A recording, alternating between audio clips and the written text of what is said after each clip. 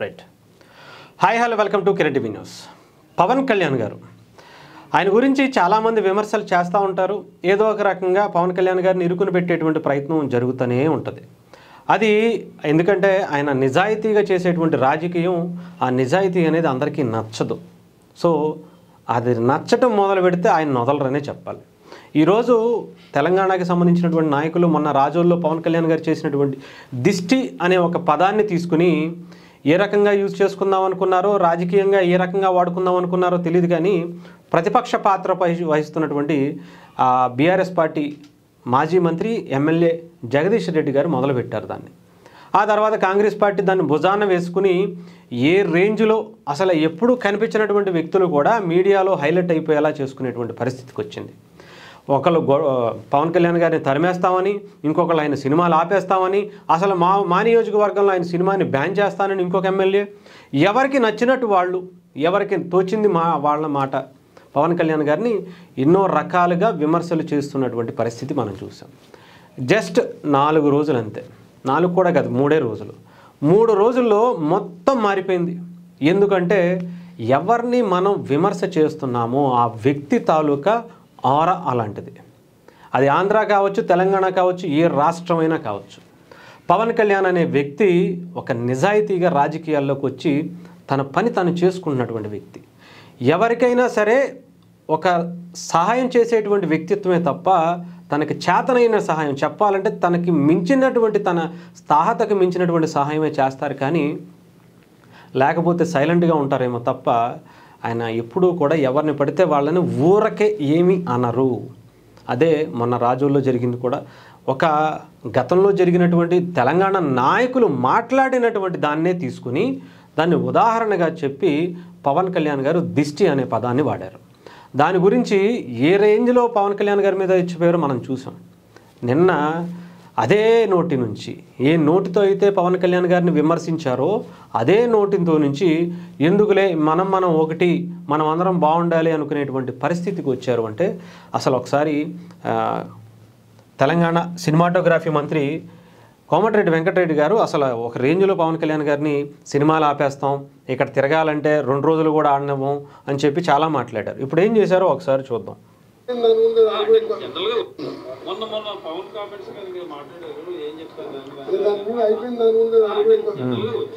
వచ్చారు కాబట్టి ఒక మంచి కార్యక్రమానికి వచ్చినాయి కాబట్టి ఇవన్నీ విమర్శించడం మంచి పద్ధతి కాదు.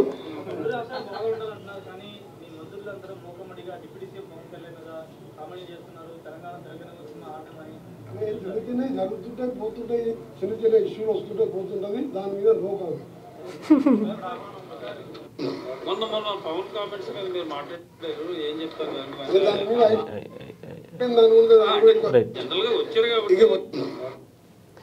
ఇదనమాట. మొత్తానికి తెలంగాణ నాయకులందరికీ కూడా బోధపడినట్టుంది. అంటే అందరికీ తెలుసు పవన్ కళ్యాణ్ అనే వ్యక్తి ఎవరికి శత్రువు కాదు. ప్రజల జోలికి వస్తేనే ఆయన శత్రువులా కనిపిస్తాడు. ప్రజలకి మంచి చేయాలి అని అనుకుంటేనే ఆయన చాలామందికి శత్రువులా కనిపిస్తాడు. ఆయన చేసేస్తే మనకే చెడ్డ పేరు వస్తుందేమో, మనం చేయలేదు అని అడుగుతారేమో అనుకునేటువంటి మనస్తత్వమే. నల్గొండకి సంబంధించినటువంటి ఫ్లోరైడ్ బాధితులకి సంబంధించినటువంటి సేవ ఎప్పుడో చేస్తాను, వాళ్ళకి ఏదన్నా చేయాలని ఉంది నేను అప్పట్లో అడిగితే కొంతమంది చేయనివ్వలేదని పవన్ కళ్యాణ్ గారు చాలా సందర్భాల్లో చెప్పారు. ఎక్కడ ఆ మైండ్లో అది పెట్టుకున్నారో తెలీదు, ఎవరి మైండ్లో పెట్టుకున్నారో తెలీదు.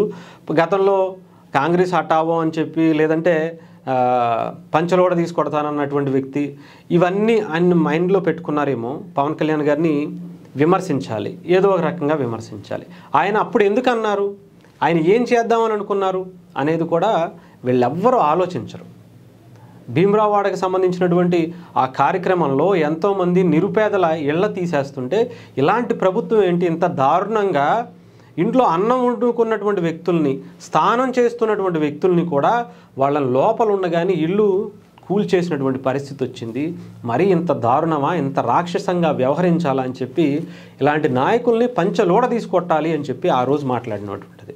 అది ఆయన ఏమైనా వ్యక్తిగతం గురించా, ఆయన బిజినెస్ ఆపితే ఏమైనా చేశారా, లేకపోతే గతంలో కాంగ్రెస్ హటావు అంటే కాంగ్రెస్ పార్టీ 2 తెలుగు రాష్ట్రాలని కూడా నిర్దాక్షిణ్యంగా అలా రోడ్డు మీద వదిలేసింది. తెలంగాణకి ఒక స్టేట్ క్యాపిటల్ ఇచ్చేసి ఆంధ్రాని మాత్రం గాలికి వదిలేసినటువంటి పరిస్థితి కనిపించింది. స్పెషల్ స్టేటస్ అని చెప్పి ఇంకొకటి అని చెప్పి ఎటువంటి చట్టాలు చేయకుండా, అటు తెలంగాణకి పూర్తి స్థాయిలో న్యాయం చేయకుండా, తెలంగాణకి కూడా ఎటువంటి హామీ సరిగ్గా పూర్తి స్థాయిలో ఇవ్వకుండా, అటు ఆంధ్రప్రదేశ్ని అయితే నట్టేట ముంచి వెళ్ళిపోయినటువంటి పరిస్థితి. అలాంటి టైంలో పవన్ కళ్యాణ్ గారు వచ్చి ఆయన బిజినెస్ల కోసం కాదు, ఆయనకు ఏదో వచ్చేస్తుందని కాదు, 2 తెలుగు రాష్ట్రాల ప్రజలు ఇబ్బందులు పడుతున్నారు. అలాంటి పరిస్థితికి కారణమైనటువంటి అప్పటి కాంగ్రెస్ ప్రభుత్వాన్ని హఠావో అని చెప్పారు. అలా అని చెప్పి రేవంత్ రెడ్డి గారిని ఎప్పుడు విమర్శించలేదే. శ్రీశైలం అడవుల్లో ఉండేటువంటి యురేనియం తవ్వకాల గురించి పవన్ కళ్యాణ్ గారే ఆయన ముందుకు వస్తే, ఎవరో ఒక అతను ఆ ఏరియా నుంచి వచ్చి, నల్లమల్ల అడవుల నుంచి ఒక అతను వచ్చి పవన్ కళ్యాణ్ గారిని ఇలా జరుగుతుంది సార్, యురేనియం తవ్వకాలు జరుగుతున్నటువంటి పరిస్థితి కనిపిస్తుంది, దయచేసి ఇది ఆపండి, ఇది మీ వల్లే అవుతుందంటే పవన్ కళ్యాణ్ గారు ముందుకు వచ్చి ఆల్ పార్టీ మీటింగ్ ఏర్పాటు చేసి ఆయనే దానికి అధ్యక్షత వహించి అందరి పార్టీలకు సంబంధించినటువంటి వ్యక్తుల్ని ఇంక్లూడింగ్ రేవంత్ రెడ్డి గారు కూడా ఆ రోజు రావడం జరిగింది. ఆలోచించండి. అంటే దాంట్లో ఆయనకి ఏమన్నా స్వార్థం ఉందా? కరోనా టైంలో తెలంగాణ ప్రజలకి ఆయన సహాయం చేయలేదా? ఇక్కడ వరదలు వచ్చినప్పుడు కూడా పవన్ కళ్యాణ్ గారు ఇక్కడ ₹1 కోటి సహాయం చేయలేదా? అంతకు ముందు ఎన్నిసార్లు సహాయం చేయలేదు? అంటే మనం ఏది పడితే అది మాట్లాడేయటం, ఎవరి గురించి అయినా సరే మాట్లాడచ్చేమో, కానీ ఒక వ్యక్తి నిజాయితీగా వచ్చి రాజకీయాలు తాను ఒక మంచి చేయాలనేటువంటి సంకల్పంతో వస్తే అలాంటి వ్యక్తి మీద ఇలాంటి విమర్శలు చేయటం అనేది 1-2 సార్లు ఆలోచించుకోవాలి. గతంలో తెలంగాణ నాయకులు మాట్లాడినటువంటి దానికే ఆయన ఉదరహించి మాట్లాడితే ఈ రకంగా విమర్శల మాట్లాడకపోతే అనుకోవచ్చు.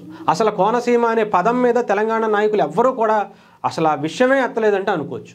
అన్నారు కదా, పోనీ తెలుసుకోవాలి కదా, తెలుసుకోకుండా పోనీ పవన్ కళ్యాణ్ గారు మాట్లాడారు అంటే అనుకోవచ్చు. ఆయన తెలుసు కాబట్టే సోషల్ మీడియాలో అంత వైరల్ అవుతుంది. తెలంగాణకు సంబంధించినటువంటి కేటీఆర్ గారు, కేసీఆర్ గారు, హరీష్ రావు గారు, కవిత గారు ఇష్టానుసారం ఆంధ్రప్రదేశ్ ప్రజల్ని, నాయకుల్ని కాదు, ఇక్కడ ఆయన పవన్ కళ్యాణ్ గారు తెలంగాణ నాయకులను అన్నారు, కానీ ఇక్కడ ఉన్నటువంటి నాయకులు మాత్రం ఆంధ్రప్రదేశ్ ప్రజల్ని, ఆంధ్రప్రదేశ్ సంస్కృతిని చాలా నీచంగా తక్కువ చేసి మాట్లాడినటువంటి పరిస్థితి. మరి అప్పుడెప్పుడు విద్వేషాలు రెచ్చగొట్టే వాళ్ళు అయితే అప్పుడే రెచ్చగొట్టాలి కదా, ఇప్పుడు ఎందుకు చేస్తున్నారంటారు? మీరు కూడా అది తెలుసుకోవాలి. నాకు తెలిసి హితబోధ జరిగినట్టు ఉంది కొంచెం. అది ఎక్కడి నుంచి జరిగింది, ఏ లెవెల్లో జరిగింది అనేది కొంత అర్థమైనట్టుగా కనిపించింది.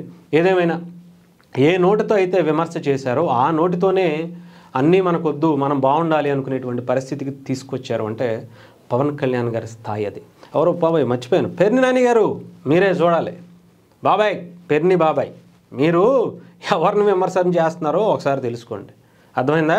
పవన్ కళ్యాణ్ గారి గురించి మాట్లాడితే మీ పరిస్థితి ఏమైందో తెలుసు, మీ అధినాయకుడి పరిస్థితి ఏమైందో తెలుసు, మీ పరివారం మొత్తం పరిస్థితి ఏమైపోయిందో తెలుసు, మీ రాజకీయ జీవితం పరిస్థితి ఏంటో తెలుసు, మీ పార్టీ రాజకీయ పరిస్థితి ఏంటో కూడా తెలుసు. అలాగే తెలంగాణకి సంబంధించినటువంటి నాయకులు వాళ్ళ గురించి, పవన్ కళ్యాణ్ గారి గురించి మాట్లాడితే తెగ సంకలు గుద్దేసుకున్నారు కదా. ఇప్పుడు చూసారా? అదే నోటితో, ఏ నోటితో అయితే విమర్శ చేశారో అదే నోటితో పవన్ కళ్యాణ్ గారిని అక్కడ ఉండేటువంటి పరిస్థితులు మనం కలిసి ఉండాలి, 2 ప్రభుత్వాలు బాగుండాలి, మాకు బాగానే ఉంటాయి, మేము ఇలాంటివన్నీ చిన్న వదిలేస్తామని చెప్పేటువంటి పరిస్థితికి వచ్చారు అంటే ఆలోచించుకోండి. రేపొద్దున్న డెఫినెట్గా మీకు కూడా ఇదే పరిస్థితి వస్తుంది.